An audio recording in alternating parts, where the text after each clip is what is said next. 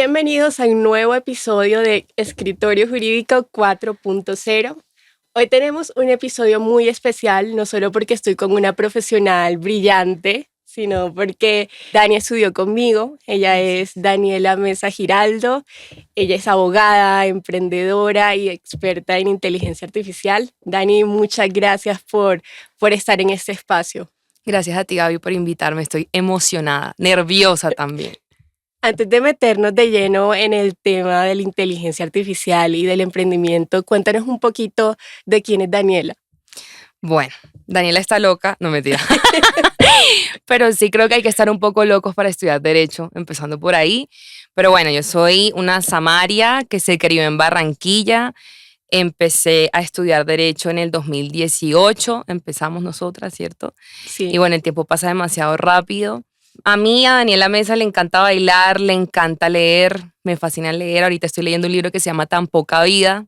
Es muy grande, Buenísimo. poca vida para leerlo, pero espectacular, buenísimo. Un drama, si te gusta llorar, léetelo. Y bueno, ¿qué más? Soy una hija única, amo a mis amigas, muy amiguera, amante de compartir con mis amigas, de tener estos espacios así. Qué chévere que podamos estar nosotras aquí hablando de estos temas más allá del derecho, es como de la vida, de nuestras profesiones. Y bueno, en este momento trabajo en la Superintendencia de Industria y Comercio. Ya por fin terminé mi maestría, ya voy a estar con mi maestría y mi especialización como en Derecho Comercial, básicamente en Derecho de la Empresa y de los Negocios. Vivo en Bogotá. Y bueno, estoy loca, como te digo, me encanta hacer de todo, estoy trabajando ahorita en la superintendencia, pero aparte también pues estoy con mi emprendimiento de las capacitaciones en inteligencia artificial, sigo teniendo vida, sigo compartiendo con mis amigos. Antes vivía en la Sabana, ya me mudé a Bogotá, dejé de viajar 4 horas al día y ahora ya tengo vida, tengo más vida. Y bueno, estoy contenta de estar acá. Dani, ¿cómo logras ese balance entre tu vida personal y tu vida profesional?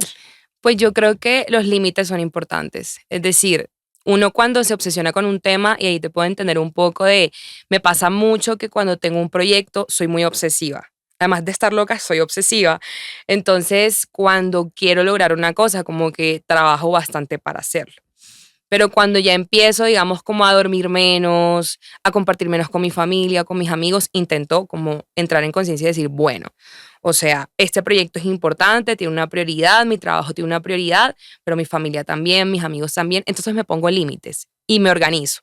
Justo hace poco hablaba con un amigo sobre este tema porque cambió de trabajo, ganó un concurso en la entidad y él va a ser juez. Entonces él en este momento se siente súper agobiado y me decía como que, ¿cómo voy a hacer? O sea, como que siento que tengo mucho que hacer y tú sabes que en la mente siempre todo es mucho más grande. O sea, como que si uno no lo aterriza, entonces uno se vuelve nada. Entonces, para mí la estrategia es todo. O sea, para mí en la vida todo es cuestión de método. Todo. Entonces, no soy cocinera, pero es como la receta, todo es cuestión de método. Entonces, para mí el tema de organizar mi tiempo, de ponerme tareas realizables.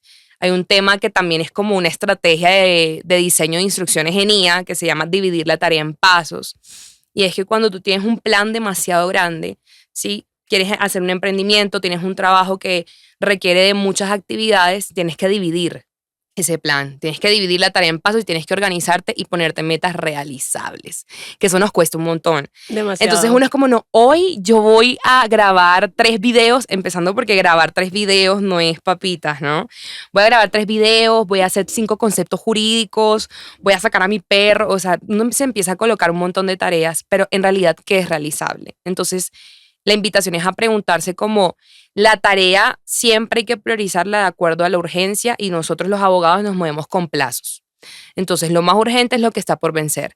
Pero a veces uno se abruma con lo que todavía no está por vencer. Entonces uno tiene que organizarse en función de eso, si uno funciona con plazos o si uno no funciona con plazos, pero son entregables que tienes igual un corte para entregar. Ir organizando y dividir la tarea en pasos. O sea, yo te digo que para mí todo es cuestión de estrategia. Cuando me dicen, no, pero es que siento mucha ansiedad, yo la vivo también, todos la vivimos, pero hay que priorizar como leer, hay que priorizar compartir con la familia, hay que priorizar acariciar a tu perro, eso hay que hacerlo. Y eso puede armonizarse con tu trabajo, pero tienes que tener una estrategia. Entonces yo creo que eso es clave, o sea, ten papel y lápiz, y entonces no, tengo tantos conceptos jurídicos, los organizo por plazos, y si tengo 10, pero los puedo distribuir en la semana de 2 en 2, es diferente a hacer 10 en un día.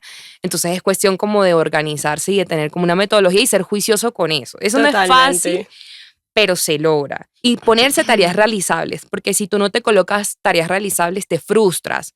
Entonces, como que cuando tú intentas hacer contenido, cuando uno empieza, que yo he empezado, pero ahorita, por ejemplo, estoy en pausa. Entonces, yo no puedo decir que voy a hacer 5 videos en un día y yo sola los voy a editar. No va a pasar. O sea, no va a pasar. Sí, te entiendo No va a pasar. completamente. Voy a hacer uno y si hago ese uno me siento satisfecha. Yo amo escribirlo todo en papel y pasar el resaltador. O sea, eso para mí, hacer check y hacerle así, o sea, es un toque, o sea, es una vaina, pero me he dado cuenta que tengo que hacer lo posible para colocarme tareas realizables. Metas O sea, realistas, sí, totalmente. Total, o sea, como que yo no voy a ponerme no voy a leerme porque además me estoy liando, por ejemplo, a leer, porque es que el tema de la IA, que ya vamos a avanzar por allá y eso, empieza como a volvernos flojos, ¿sí? Nuestro cerebro de repente empieza como a dejar de trabajar como lo hacía antes o de exigirse de la misma manera como lo hacía antes. O sea, los pelados que ahora estudian, nosotras no estudiamos con IA. O sea, nosotras pasamos en colegio, el pregrado, no sé cómo, los preparatorios, sin IA. O sea, nosotros lo hicimos con nuestro cerebro netamente. Entonces, ponerse tareas realizables, pero exigirse sin llegar al límite de descuidarnos. O sea, eso es como un trabajo, hay que tener mucha conciencia y hay que vivirlo sin culpa también. O sea, como que si yo me pongo una tarea y era una tarea y la hice súper, pero si pasa cualquier cosa y no la pude hacer, pues tampoco, o sea, no es el fin del mundo. no es el fin del mundo. Siempre hay que preguntarse, ¿qué es lo peor que puede pasar? Si no terminas en la cárcel en Guantánamo, si no terminas muerta, todo va a estar bien. O sea, todo va a estar bien. Dani, entrando un poquito en materia, ¿qué te motivó a ser parte de esta conversación de innovación legal de inteligencia artificial? Ok, bueno, pues te cuento un poquillo. Resulta que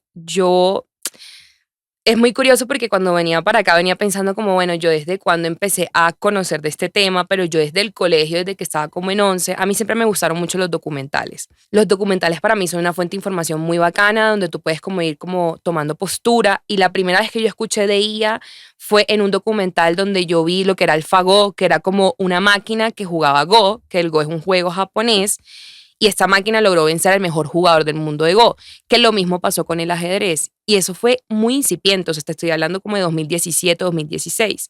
Pero ahí a mí me empezó como a tramar el tema. Bueno, empezamos a estudiar Derecho tú y yo, llegamos a la Universidad del Norte, yo me fui a la Universidad de La Sabana, una cosa me llevó a la otra, y resulta que en el 2021, antes de terminar la carrera, yo me leí un libro que es de Yuval Noah Harari, que se llama 21 lecciones para el siglo XXI.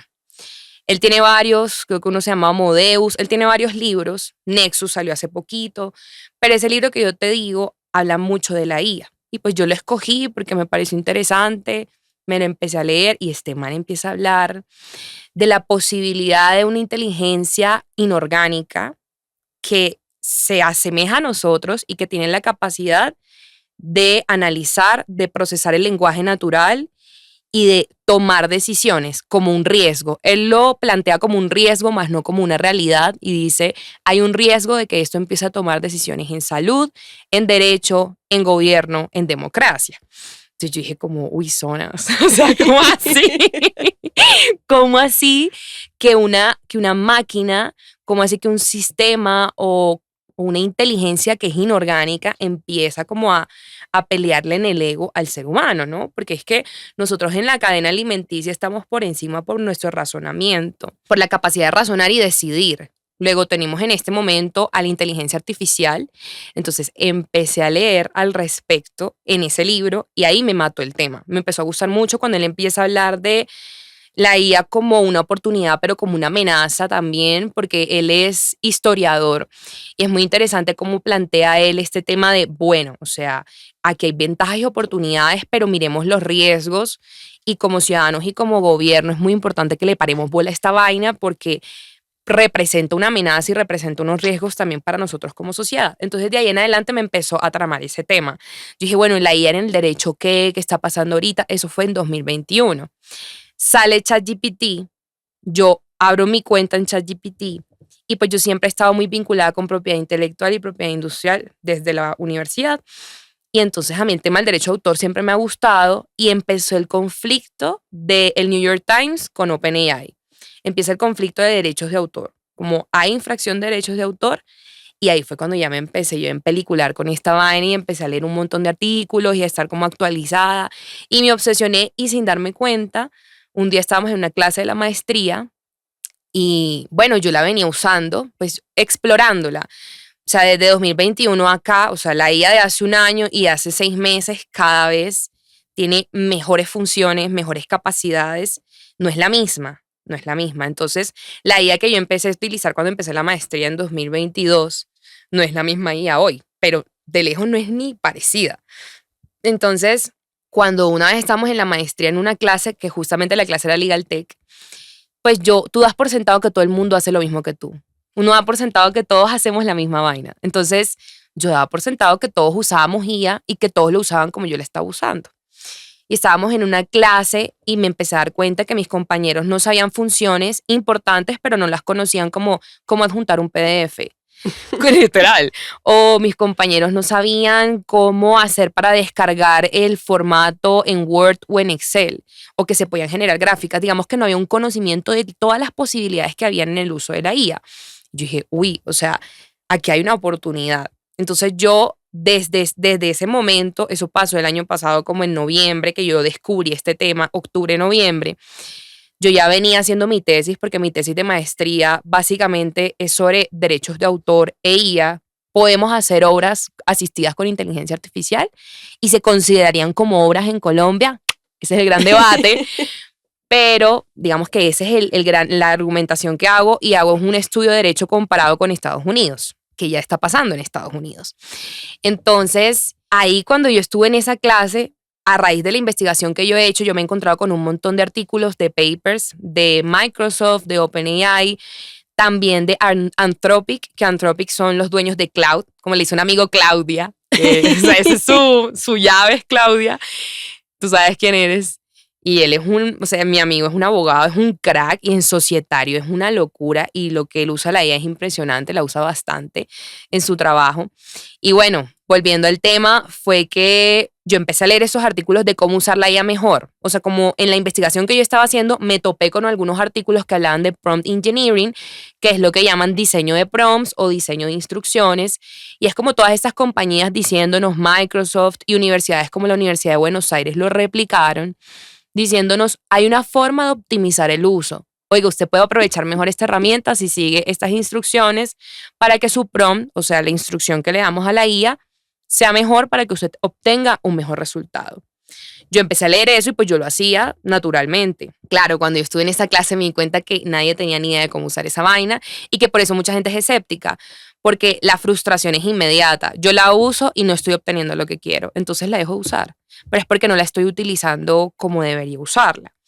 Entonces ahí nació el tema de las capacitaciones y bueno, me he empezado como a empapar de ese tema, a capacitarme, a estudiar, a hacer cursos. No hay que ser programador, pero sí es importante acercarnos a la IA y empezar a cuestionarnos cómo queremos relacionarnos con la IA en el trabajo, cómo, si es o no útil. Y ya hay un tema profesional, y lo hablaba la vez pasada con Jordan, que tú también lo conoces, de charla legal, hablábamos de la postura de él, que ya es como el enfoque organizacional e institucional de la implementación de inteligencia artificial, pero para él más que inteligencia artificial es como esa transformación tecnológica dentro de las compañías para optimizar. Esa cultura. Esa cultura. Entonces va mucho más allá de un prompt y de cómo diseño el prompt, ya empieza este tema como abrir una ventana de oportunidad a una nueva forma de ver la tecnología dentro del derecho y dentro de las compañías como tal, que con la IA como que se está reforzando más esta necesidad de todo el mundo quiere implementarla y todo el mundo tiene un montón de chatbots, pero no saben cómo utilizarlo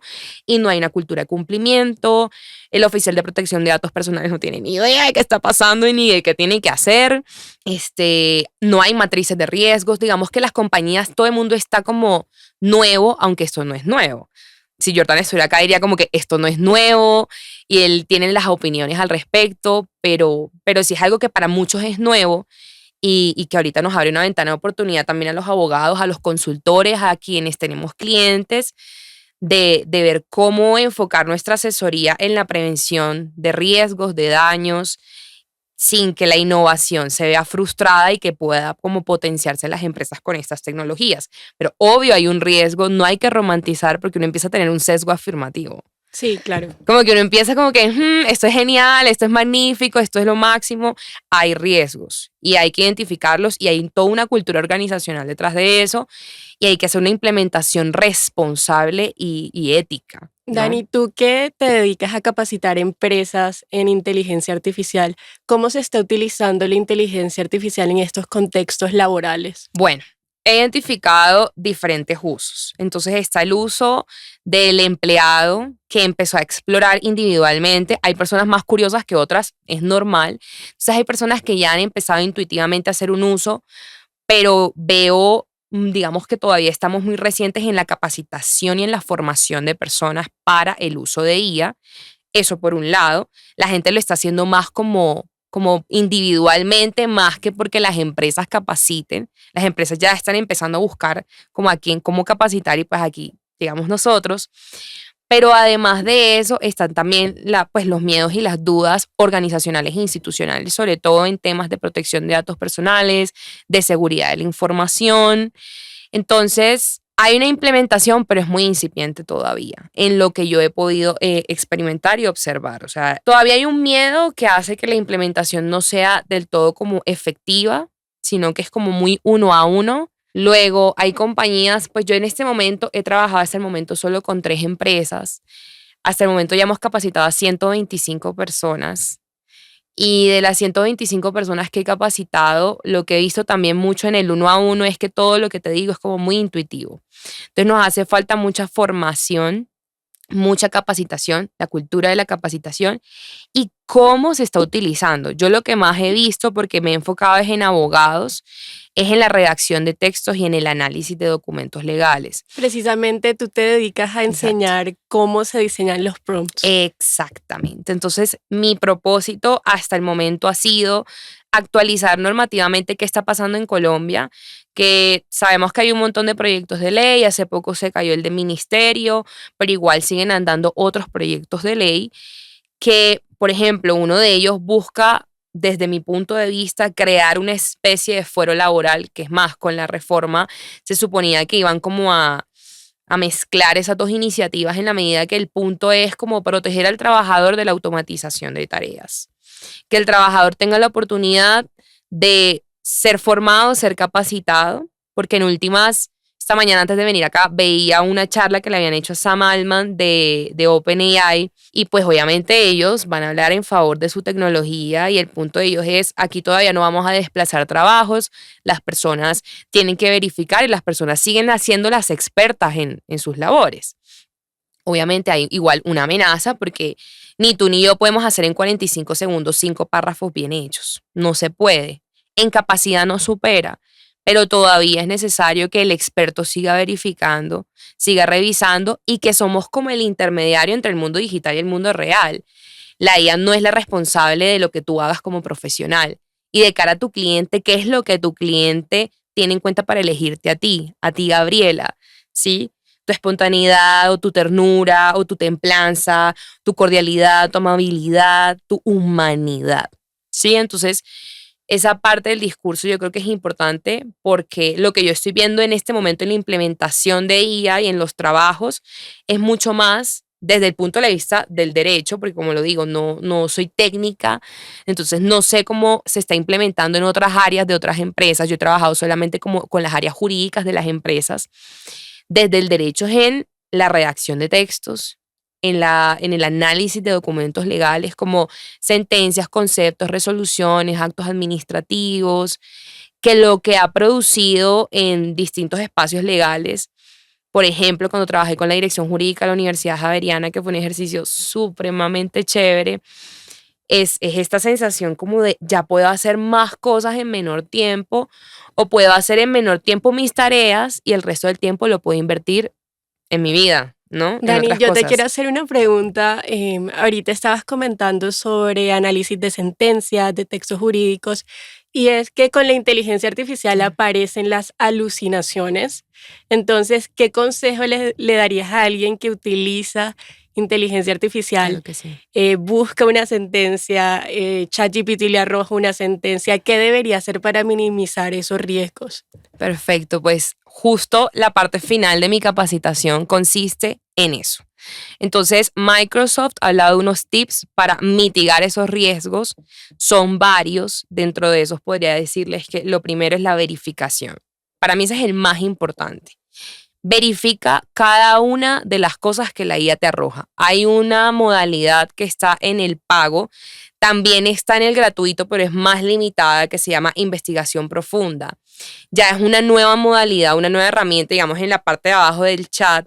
Ustedes van a poder ver unos 3 puntos o también les aparece como una especie de telescopio.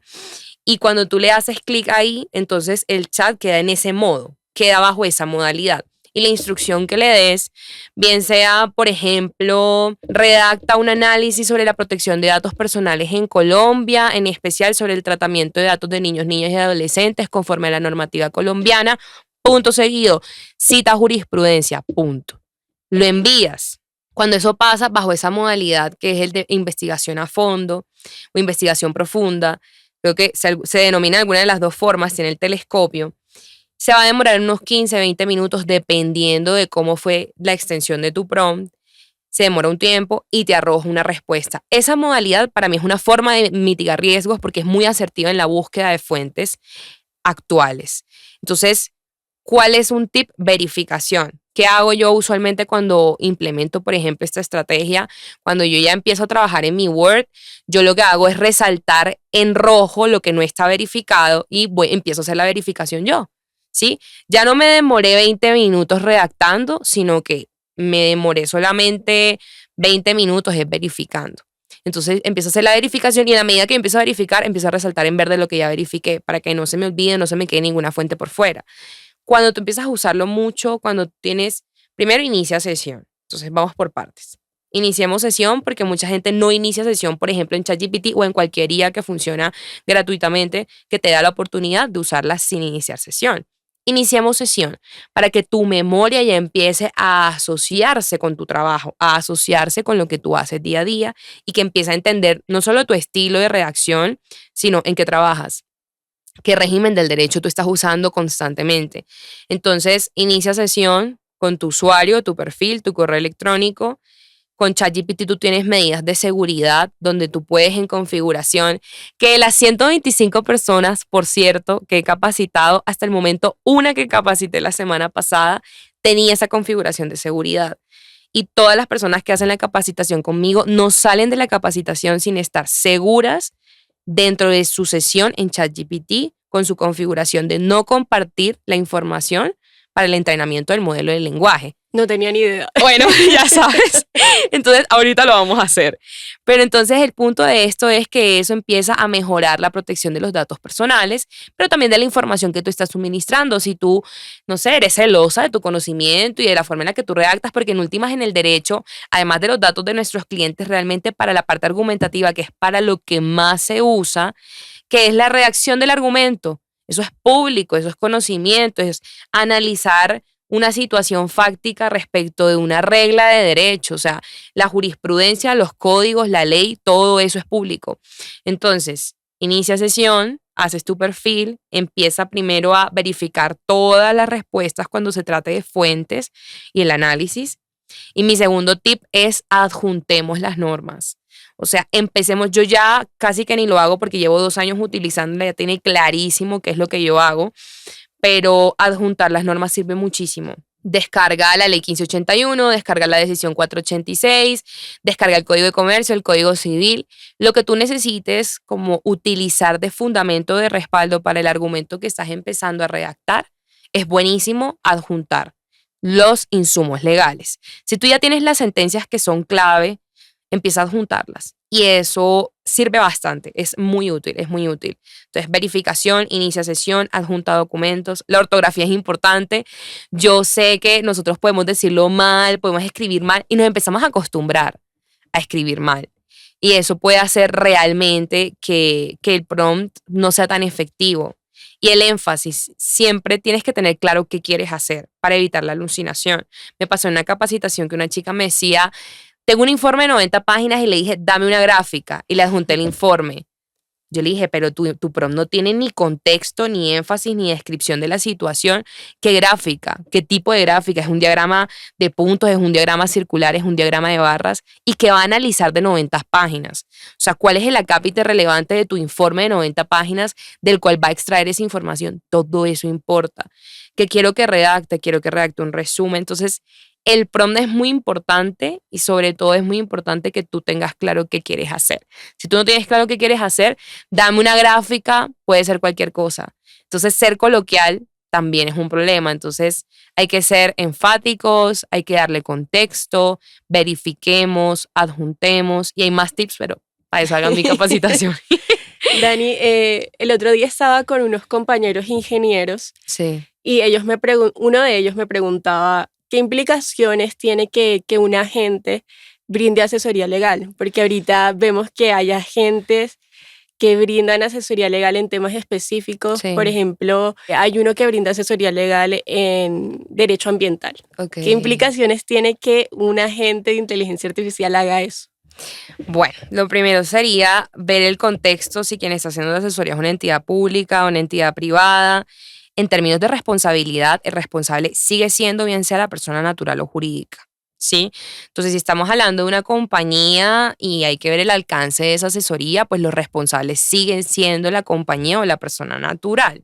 Creo que va a haber un fenómeno que ya está empezando a ocurrir en la Unión Europea, por ejemplo, que para el otro año ya todo chatbot que sea tan orgánico que parezca un ser humano contestando te tiene que informar que es un chatbot. Entonces, en términos de transparencia, eso se va a convertir en un fenómeno.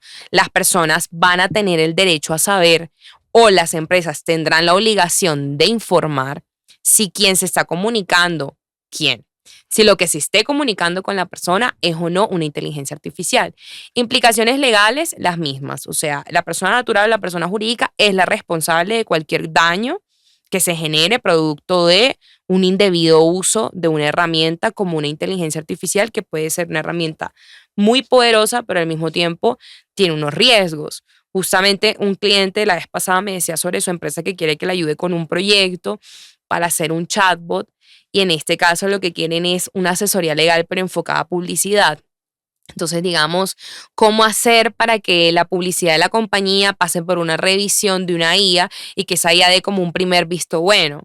Posibilidades todas, pero necesitamos verificación humana, necesitamos supervisión humana, porque en últimas, como te decía, quien es responsable de cara al cliente siempre seguirá siendo la empresa, la sociedad, la persona natural, el abogado. La IA no va a hacerse responsable por esos daños. Entonces, uno tiene que medir esos riesgos y creo que es demasiado importante debatir la necesidad de la supervisión humana como una condición necesaria para que uno pueda implementar un tipo de chatbot como por ejemplo uno que dé una asesoría y cuál es el alcance de esa asesoría. Porque tú podrías hacer un chatbot, por ejemplo, que en algún punto diga, en todo caso vaya acá y llene este formulario para que el abogado se comunique con usted, por ejemplo. O sea, que en algún punto sean respuestas que de pronto sean como esas preguntas frecuentes que podrían responderse demasiado rápido, pero hay que ver como los alcances de eso para que no termine siendo como una sustitución del abogado y además de eso que tampoco genere un daño a un tercero. Totalmente. Sí. Dani, te quiero hacer ahora una pregunta relacionada con un poco con la academia y con esa transición que se debe tener. ¿Qué retos tenemos nosotras y pues los que son abogados y van a egresar en esta nueva transición a la innovación legal y qué retos tiene la academia? Bueno, muchos. O sea, creo que justo esta semana he estado viendo muchos videos, sobre todo como conversaciones, podcasts. A mí me encantan los podcasts. Entonces, acerca de los riesgos y las dificultades que también representa el uso excesivo de la inteligencia artificial como profesionales, no como organización, no como institución, sino como profesionales y como seres humanos. ¿Qué significa empezar a desplazar en la inteligencia artificial la capacidad de generación de contenido? y hasta qué punto eso puede ser perjudicial para mí desde el punto de vista de mis capacidades cognitivas. Por ejemplo, creo que son preguntas importantes que uno se tiene que hacer, sobre todo en un ejercicio o en un espacio de formación. ¿Qué tipo de seres humanos yo quiero seguir formando para que vayan al mundo? Yo quiero invitar a las personas a cuestionarse. Cuestionémonos y no nos sesguemos positivamente o negativamente, porque creo que el optimismo en exceso y el negativismo o el pesimismo en exceso realmente no dan solución. Creo que te colocan en una posición de que te congelas y que no haces absolutamente nada, como que no actúas. Entonces creo que es importante cuestionarnos y actuar y buscar soluciones en medio de ese hacer, que nuestra labor y nuestra profesión puedan armonizarse de manera correcta y también en el sector educativo con la inteligencia artificial. Creo que es importante que el humano no deje de crear, o sea, el humano tiene que seguir produciendo, tenemos que seguir escribiendo, tenemos que seguir imaginando, tenemos que seguir creando y que la IA nos asista, por ejemplo, a los abogados. La semana pasada me reuní, o esta semana me reuní con una amiga de la universidad que además se ha convertido como en una gran estudiante y ella ya ha hecho varios GPTs porque ella, para esas tareas me parece muy importante, tiene unas labores que son muy repetitivas y de un volumen altísimo. Entonces, esto pasa mucho con los abogados. Hay abogados que trabajan en entidades públicas o privadas donde manejan 300 procesos, 500 procesos y el volumen es altísimo para una sola persona y puede que tenga que contestar 10 acciones de tutela en un día y te den 2 horas o 3 horas para contestar. Entonces, si tú tienes una herramienta que te va a ayudar a cumplir en menor tiempo esa tarea, pero además a cumplir la ley, a cumplir el término legal, es una ventaja.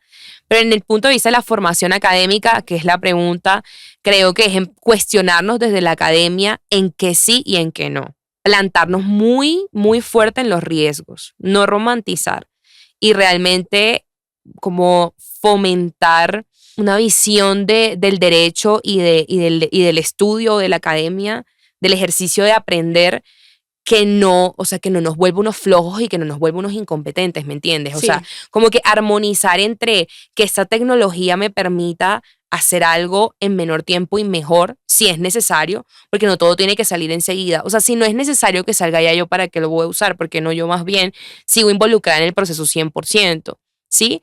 Entonces creo que en el espacio académico vienen muchos debates y muchas soluciones también de cómo hacer un mejor uso, cómo mantener activo el cerebro. O sea, eso es algo que me he preguntado mucho últimamente. O sea, cómo hacer para fomentar un uso responsable y responsable también desde el punto de vista de mantenernos activos, no perdernos nosotros en este ejercicio que en últimas podría afectar como nuestras capacidades cognitivas literalmente. Totalmente, sí. Y también hay un tema ambiental fuerte, entonces, ¿cómo hacerlo sostenible desde el punto de vista del humano, que se volvió el centro de el humano para que no se vea desgastado en sus capacidades? No queremos atrofiar el cerebro.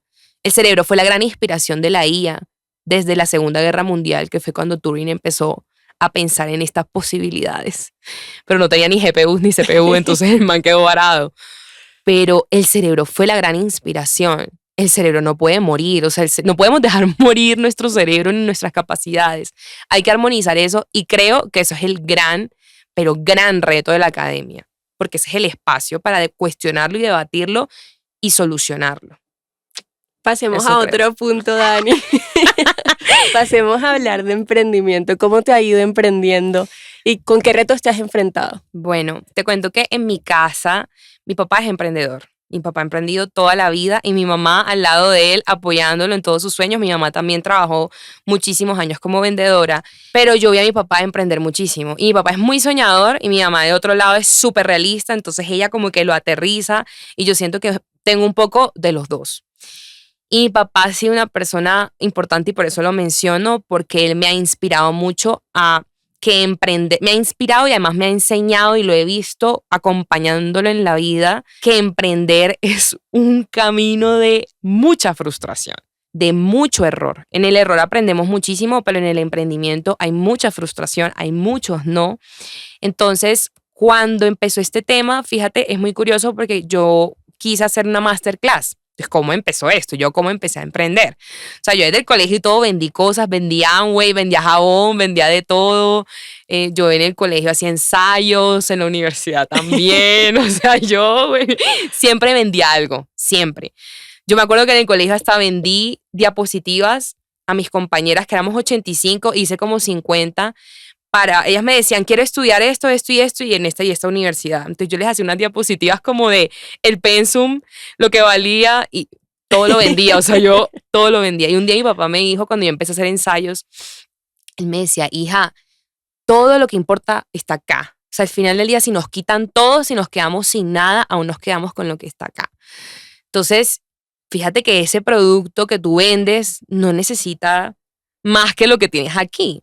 Entonces, eso a mí me quedó mucho y siempre como que he intentado hacerlo. Y cuando entré a trabajar, pues uno de repente se acomoda en ser un asalariado. O sea, tú te acomodas en que te llegue tu sueldo todos los meses, que te lleguen tus prestaciones. Y cuando empecé yo como que me empezó a inquietar el tema de la IA y me empezó a inquietar el tema de capacitar, mi papá me dijo, ¿por qué no capacitas? O sea, ¿por qué no le enseñas a la gente? Y yo le dije, bueno, pero ¿cómo lo voy a hacer? Y él me dijo, ¿por qué no te montas una masterclass? Y yo dije, ¿quién me va a comprar eso? O sea, ¿cómo vamos a hacer? Yo intenté vendérselo en un momento a la universidad. Digamos que el profesor con el que me conecté no me copió tanto y yo me frustré. Yo dije como, bueno, yo quería hacer ya un diplomado, o sea, yo ya quería, mejor dicho. Mi papá me dijo, pero ¿por qué te frustras? O sea, frústrate, pero haz, o sea, muévete, haz algo con eso. Ya montaste, digamos, como un piloto de cómo sería esa primera masterclass. Mi papá en algún momento ha trabajado con eso, entonces él conocía una plataforma para uno montar una clase. Él me ayudó con todo eso. O sea, fue un trabajo en conjunto y yo dije, será, bueno, el 9 de diciembre hicimos el lanzamiento de la masterclass. De la masterclass propiamente fueron solamente 30 estudiantes. Jamás lo imaginé porque, digamos, hay unos que son como esas personas que son tu tío, tu abuela, tu mamá, tu papá, pero empezaron a llegar personas que no tenían nada que ver conmigo o desconocidos o personas con las que trabajé en algún momento de la vida. Dentro de los estudiantes tuve un profesor del externado y o sea, para mí fue un miedo, fue un terror. O sea, yo decía, Dios mío, este señor me va a decir que le devuelva la plata. Pero al hombre le encantó. Y cuando empecé a tener como retroalimentación de las personas de, oye, me gustó mucho tu capacitación. Cuando llegó la primera persona que me dijo, yo he hecho 2 diplomados y esto jamás me lo habían enseñado, yo dije, ok, aquí hay algo. Empecé a creerme que esto tenía un valor y empecé a creerme que valía la pena empezar a enseñar y que valía la pena empezar a expandirnos. Entonces empezamos a movernos en espacios como universidades, que trabajé con la Universidad Javeriana, con la Universidad Militar, empecé a trabajar con empresas. Entonces ahorita pensándolo, hubieran sido más de 3 empresas.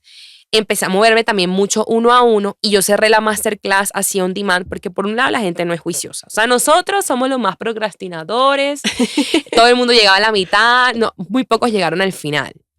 Y las personas me empezaron a pedir asesorías personalizadas. Esos mismos estudiantes querían más personalizado uno a uno en vivo, o sea, como pon tú por Zoom o en un espacio presencial. Me pasó y entonces yo dije, pues voy a cerrar la masterclass porque eso tiene un costo, esa plataforma, todo tiene un costo, todo, este espacio tiene un costo, todo tiene un costo. Entonces, cuando decidí hacer las capacitaciones virtualmente, Zoom tiene un costo, todo lo tiene. Entonces, cuando decidí hacerlas virtualmente y eso, y presencial, realmente tuve mucha suerte también porque es el momentum. Mi papá y yo hablábamos como que es un momentum y que el momentum en física es literalmente como cuando tú de verdad aprovechas el impulso y te montas en la ola. ¿Sí me entiendes? Sí, como que total. hay una ola y esa gran ola que se viene, por ejemplo, con la IA, viene como con un montón de retos, pero también con un montón de oportunidades. Y mi papá siempre ha sido un man que ve oportunidad en el peor escenario, tú no te imaginas. Puede ser el fin del mundo y él ve oportunidad. O sea, todos podemos decir, el mundo se acabó. O sea, la esperanza radical que uno tenía, a uno se le acaba y él ve esperanza, él ve oportunidad. Entonces eso ha sido muy bacano. Emprender no es fácil. Por ejemplo, yo trabajo también como tú. O sea, como que tenemos trabajos y tenía por ejemplo, en contenido. Entonces he seguido capacitando, pero en contenido tuve un cese total. Yo dejé de subir contenido porque no me da el tiempo. O sea, no me da el tiempo y yo quiero vivir y yo quiero leer y yo quiero bailar y yo quiero... Entonces como que dije, pues mientras sigo capacitando, voy, o sea, priorizando y apenas me siente inspirada y apenas tenga más tiempo, que ahora que me mudé a Bogotá voy a tener más tiempo, volveré a hacer contenido.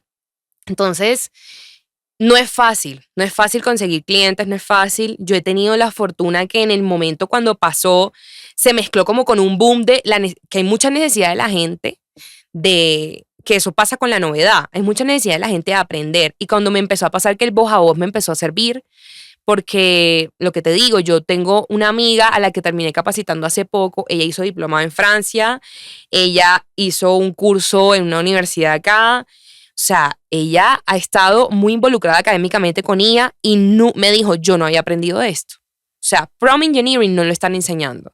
Diseño de instrucción no lo están enseñando. No quiero romantizarlo, pero las personas que están muy metidas en el mundo de la IA dicen como, ay, eso está muy sobrevalorado, no sé qué. Pero es porque están en el mundo de la IA. Pero la persona que no está en el mundo de la IA, que es como el 80% de la población, las personas no entienden qué es eso ni cómo se come y están haciendo un uso indebido y un uso que también puede acarrear alucinaciones, a información inexacta y a malos momentos que de pronto tú en tu trabajo empiezas muy folclóricamente e intuitivamente a pedirle, dame tal cosa, porque literalmente, dame, dime, hazme. Sí, o sea, en la redacción hay muchos errores, pues eso puede acarrear responsabilidades y errores. Entonces, me he enfrentado como a esta suerte del momentum que empecé a hacer esto cuando empezó la gente a tener curiosidad y que a la gente le ha gustado, gracias a Dios. Y hasta el momento no he tenido la primera persona como que me diga, devuélveme la plata, que eso ha sido una bendición. O sea, yo decía, cada vez que yo empecé una capacitación, digo, Dios mío, que esta persona aprenda y salga de aquí con un conocimiento diferente. Pero no es fácil y yo he contado con mucha suerte de la novedad de mi tema. Pero cuando tú entras a un mercado donde todo el mundo está haciendo lo mismo desde hace mucho tiempo, es mucho más difícil. Y además que yo tengo un trabajo adicional que no vivo de esto. Cuando tú vives del emprendimiento es otra cosa.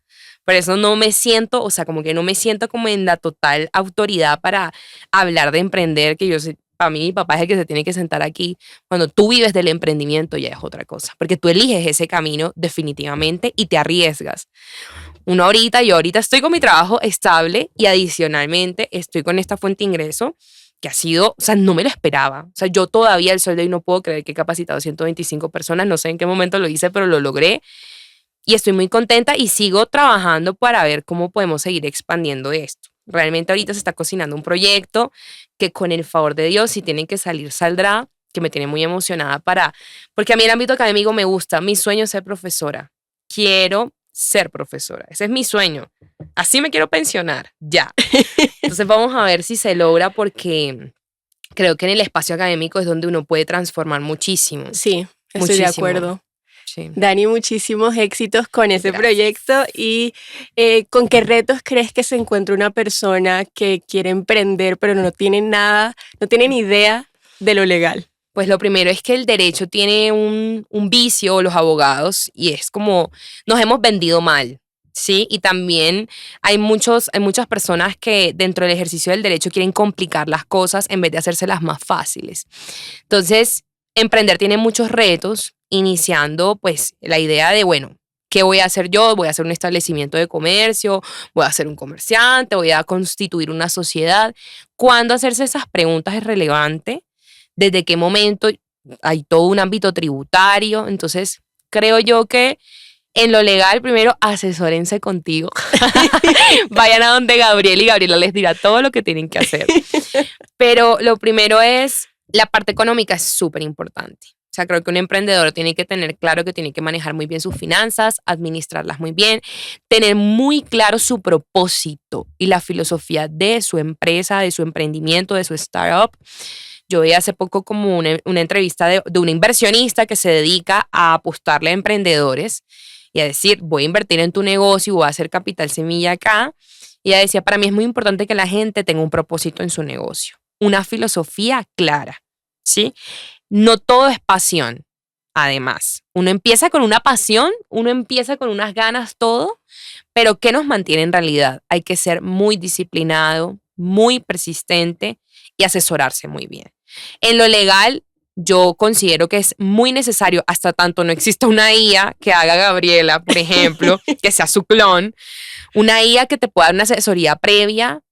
Creo que lo mejor siempre va a ser asesorarse con el mejor, que esté dentro de tus posibilidades económicas, pero asesórate de un buen abogado. porque las personas también cometen el error de que cuando inician, ellas mismas intentan como Sí, suplir el rol del abogado y cometen muchos errores en el intento, porque no sabían. Y es que para mal o para bien estudiamos 5 años y hay muchas minucias y muchos asuntos que en realidad todavía no están al alcance de la persona que está emprendiendo que no tiene conocimientos de derecho. Y es que son muchas aristas. Entonces, por ejemplo, ahí mi respuesta como definitiva siempre va a ser asesórate de un buen abogado, ¿sí? Y mira bien como el abogado que de verdad esté interesado en tu negocio y en tu propósito y en tu filosofía. Y eso se ve, eso se percibe. O sea, la persona que entienda tu filosofía y que en vez de querer como ponerle trabas a tu negocio, quiere verlo florecer que en entienda la idea realidad, de que negocio. entienda la idea de tu negocio, porque hay unas implicaciones tributarias, por ejemplo, hay mucha gente que enseguida constituye una sociedad, ¿sí? Sin tener capital, Realmente sin tener capital y después están embalados porque pagando dijeron que impuestos. iban a pagar pagando impuestos, porque una sociedad pues ya es una persona jurídica y una persona jurídica ya tiene pues unas obligaciones tributarias y llega entonces el momento de hacer la declaración de renta y de pagar. Ay, ¿cómo así que yo tengo que pagar? Pues sí, señor, si usted tiene una SAS, señor, y además dijo que tiene un capital de tanto y el día que haya un conflicto societario o si es familiar el negocio, que eso es otro tema. Pero entonces asesórate muy bien legalmente. Si tú estás empezando, hiciste unos brownies y te está yendo increíble y estás empezando a vender esos brownies y te estás ganando ya de a 5, de a 6, de a 10, de a 15, a 20 millones de pesos mensuales, toma un rubro, vete a donde Gabriela y pídele una asesoría a Gabriela, porque eso en realidad hace la diferencia. Asesorarte de una buena abogada hace la diferencia y vale la pena hacer la inversión para que tú veas cuándo vale la pena tomar ciertas decisiones, porque no desde el momento en que uno empieza un negocio es necesario arrancar enseguida con un montón de asuntos legales que mucha gente piensa, por ejemplo, ese tema de constituir una sociedad. Ya hay establecimientos de comercio electrónicos.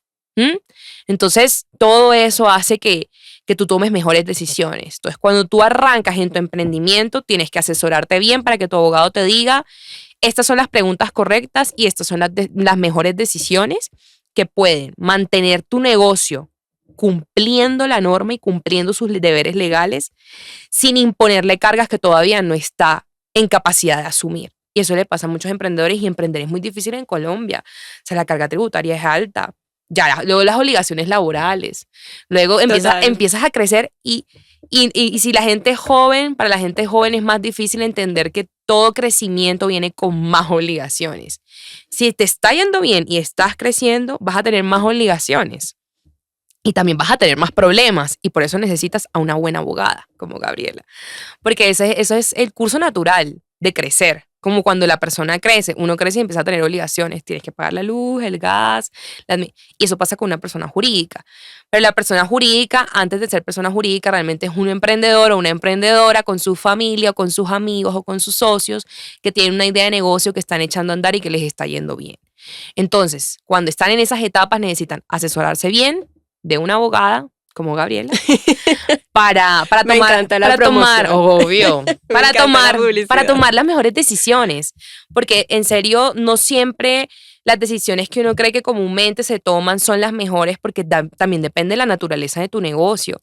¿Qué tal tu negocio tenga una exención tributaria? ¿Qué tal pero tú no tienes ni idea? ¿Qué tal tú puedas verte beneficiado de un montón de descuentos legales, de descuentos económicos, perdón, para acceder a servicios legales que significan o implican una obligación que alguna entidad que te vigila te pide?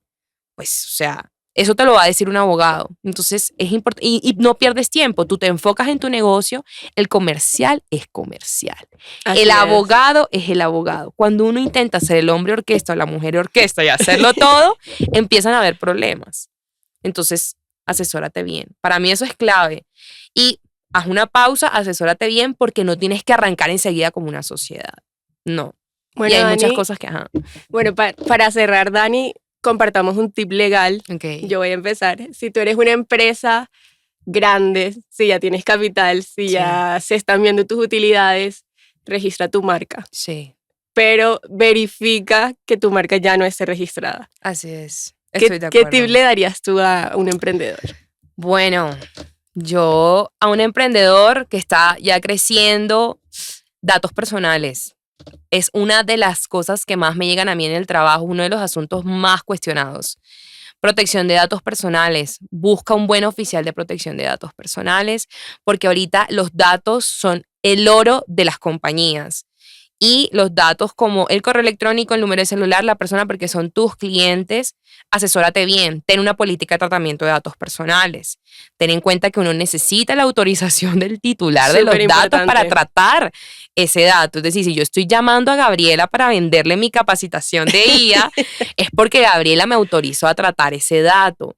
Es súper importante. Hay una nueva ley que es la ley 2300, que también aplica para publicidad por mensajes de textos, correos o llamadas. Hay unos horarios, hay unos días a la semana, hay una frecuencia. Entonces, el tema del tratamiento de datos personales es un asunto muy importante que descuidan muchísimo las compañías y que cuando empiezan a tener incidentes de seguridad es cuando empiezan a pararle bola. Entonces, tengan una política de tratamiento, pero además tengan un oficial de datos y una cultura de cumplimiento del tratamiento de datos, porque las bases de datos son el oro de las compañías. Dani, Súper muchísimas importante. gracias por A tomarte ti, el tiempo a ti, de hermosa. venir a este espacio y Gracias. muchas gracias a todos los que nos escuchan y esto fue Escritorio Jurídico 4.0. Gracias.